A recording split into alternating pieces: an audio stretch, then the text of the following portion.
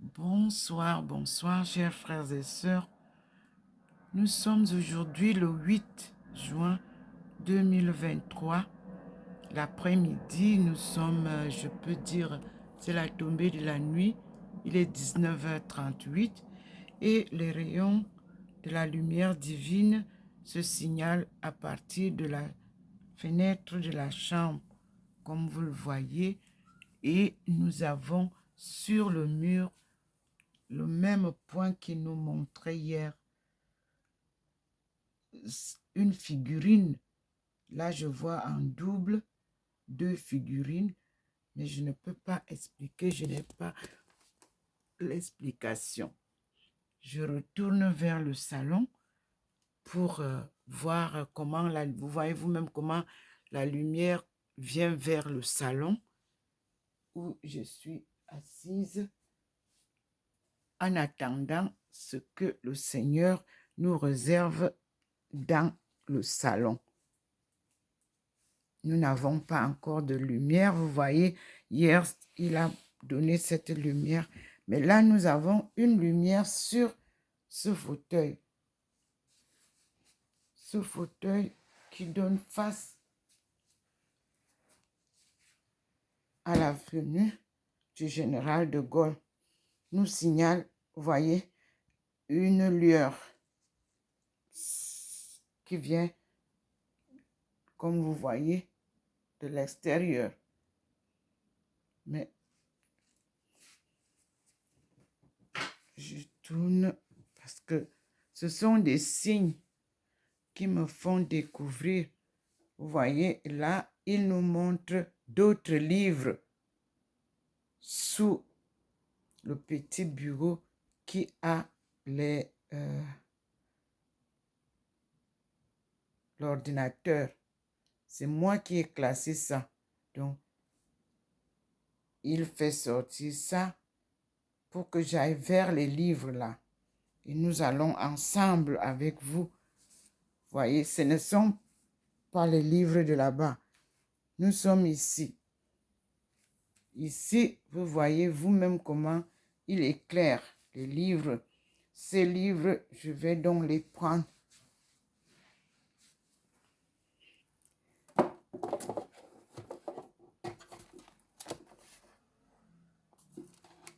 Ici, nous avons la prophétie d'Ésaïe, lumière pour tous les humains.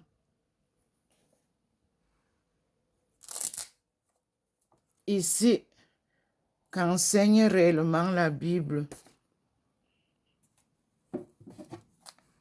Là, what does the Bible really teach? Ici, apprendre à faire silence.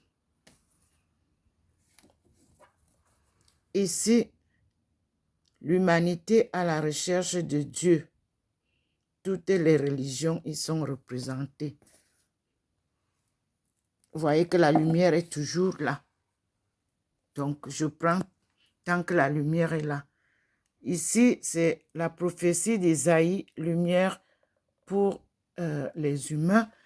Je crois qu'il y a tome 1 et tome 2.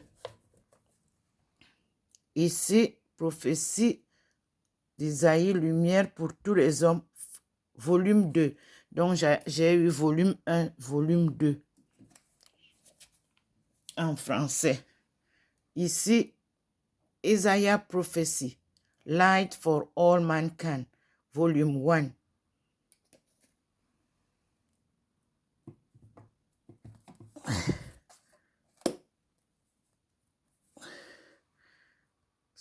C'est en double, la prophétie d'Ésaïe, volume 1.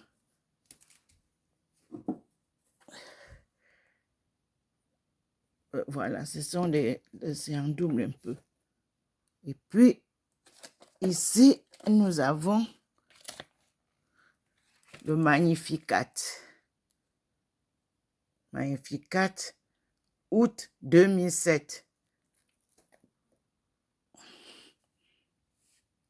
Là, vous avez What does The Bible really teach.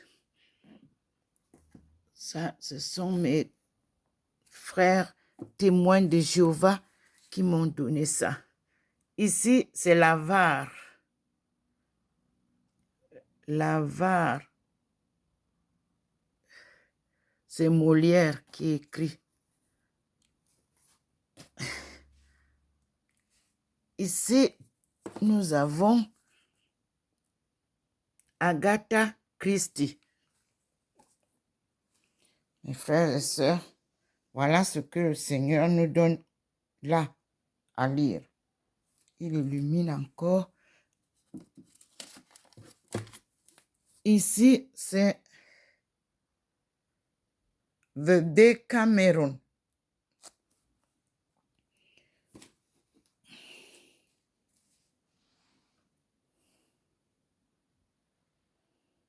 Comme vous voyez, la lumière s'est arrêtée. Vous avez les livres en bas, vous-même vous voyez. Donc, ce qu'il a illuminé, c'est ce que j'ai pris, qui s'ajoute à ce qu'il a choisi hier. Et la lumière s'est éteinte. Vous pouvez voir vous-même sur le siège, il n'y a plus la lumière. Sur le sol, il n'y a plus la lumière. C'est éteint. Merci Seigneur. Frères et sœurs, le Seigneur a décidé de sortir son peuple du chaos. Le Seigneur a décidé de sortir son peuple de l'ignorance. Il choisit les livres que je dois lire afin de parler ou d'enseigner à son peuple. Je vous dis, ce matin, ce livre, Les premiers pas de l'Église au Cameroun, me positionne là où je suis ici. Ici où le Seigneur m'a mise, je suis en face de Bâle. Dans ce livre, on nous parle de la mission de Bâle. On nous parle de l'Allemagne. Et on nous parle que les premiers pas de l'Église là, au Cameroun, entre 1890 et 1912,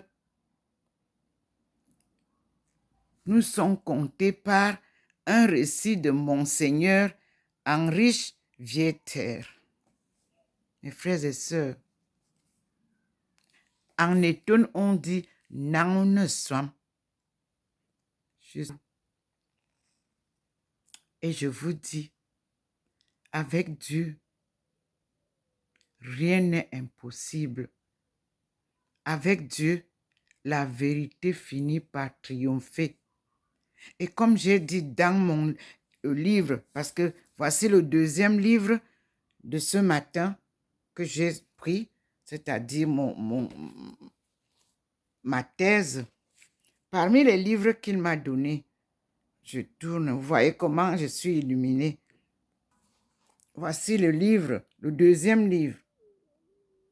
Future Africa Sub-Saharan Takeoff in Light of Practice in Chinese Economic Development.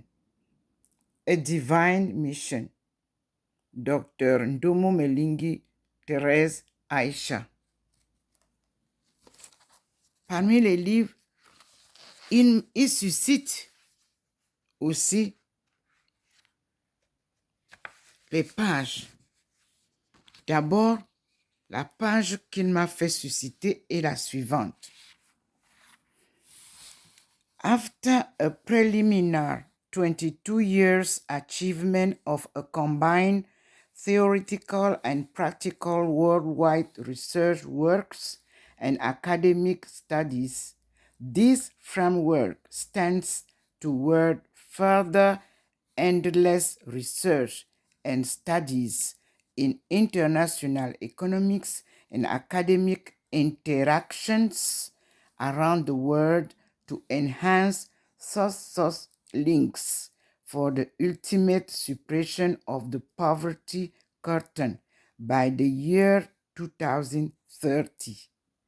I will recall here that since 1985, all the previous predictions by the author have been true.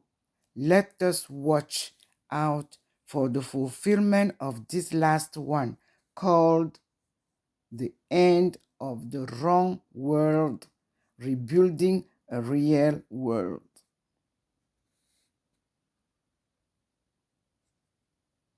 Dr. Ndomo Melingui says, The End of the Wrong World, Rebuilding a Real World, in her book, Future Africa, Takeoff, in Light of Practice in Chinese Economic Development. The World Economic Development and International Relations based on world economics. Let us continue a little bit the reading. Because our world seems to be turned upside down to follow John. Vous voyez, le Seigneur illumine là où je lis. Si vous voyez, il y a la lumière, ça illumine le livre. Donc, vous pouvez voir la lumière. Et je lis encore. The End of the Wrong World, Rebuilding a Real World. Because our world seems to be turned upside down to follow John Agnew and Stuart Corbridge in his Dynamics of Geopolitical Disorders. The current trend to globalization, for example, is qualitatively different mode of restructuring based upon the emergence of a new system of accumulation which has been called global for dish. This involves new generation of mass production and mass consumption to the world scale,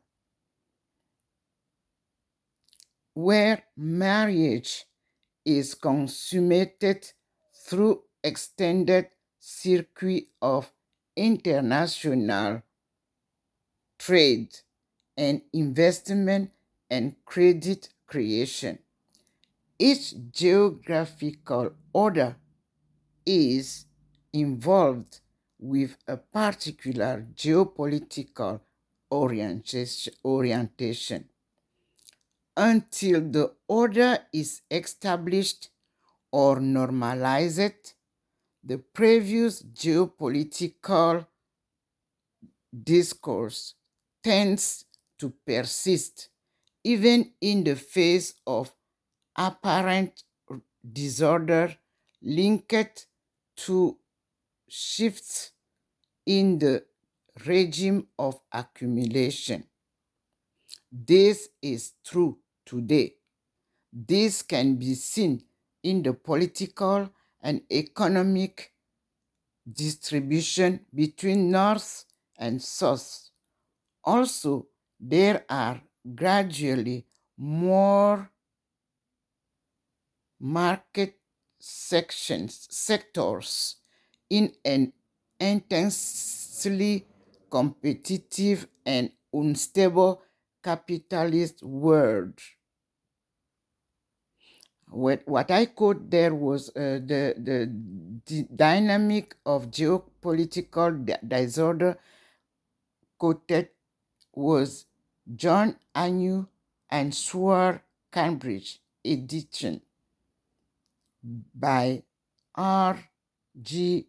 Johnson and P.G. Taylor, second edition in 1989, page 281. And you can see my book, it is on page 3.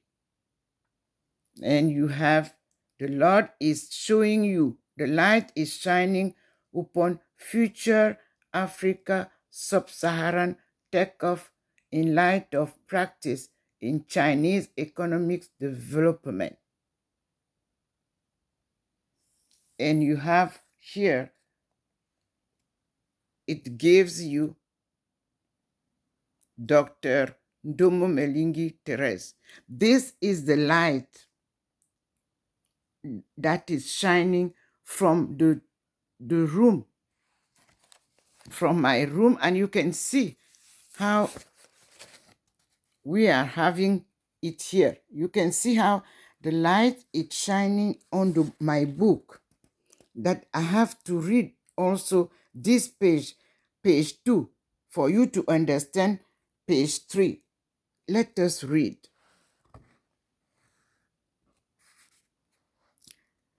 You have the light. The light is shining on it. That light that coming beside me, behind me, sorry. So I will turn and read.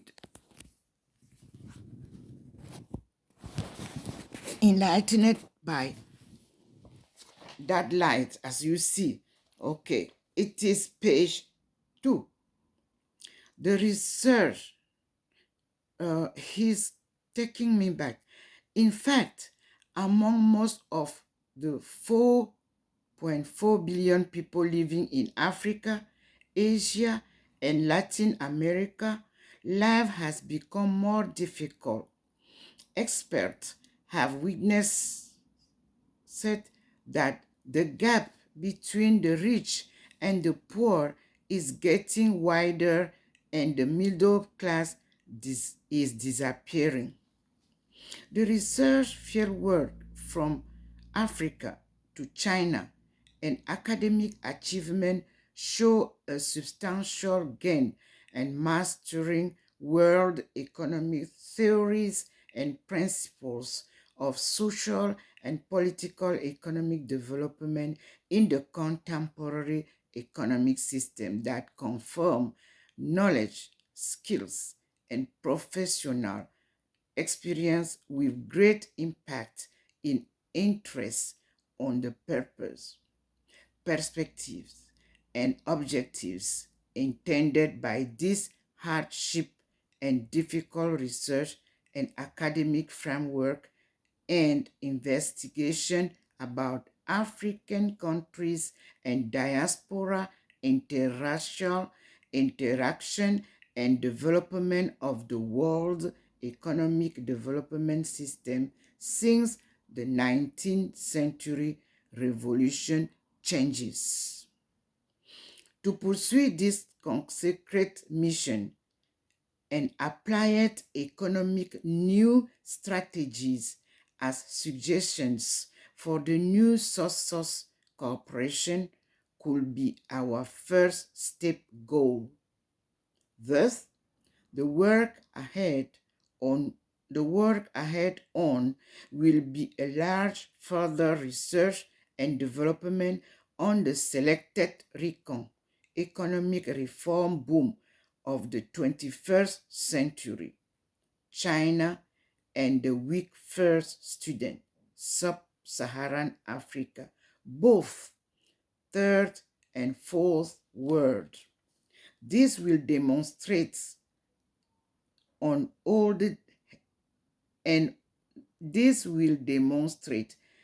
old help hand between the old world brotherhood links under globalization.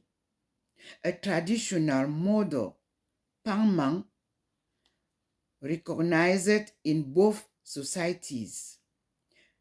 My dissertation will provide an analysis of the mechanism through which globalization in the sense of increased foreign trade, high interdependence, and increased capital flows, affects the development of the third world, especially sub-Saharan Africa. A brief introduction of China and Africa's similarities displays the figure of third world pence and gens under the world system, following by a theoretical, practical methodology.